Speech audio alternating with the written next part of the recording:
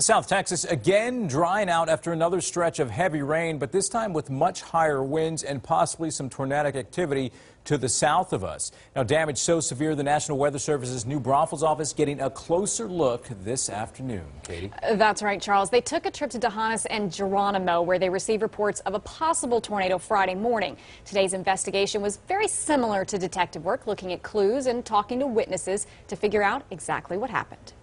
Seeing the damage for the first time, Paul Ura of the National Weather Service in New Braunfels sees a giant puzzle that's waiting to be pieced together. Definitely strong winds, probably winds definitely in excess of 80 miles per hour.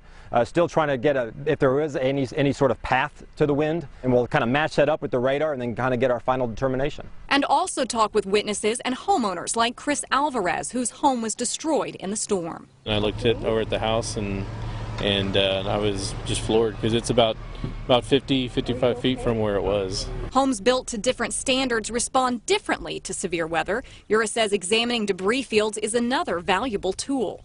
A lot of times if it was a microburst or just thunderstorm winds, most of the debris will be blown off in one primarily direction.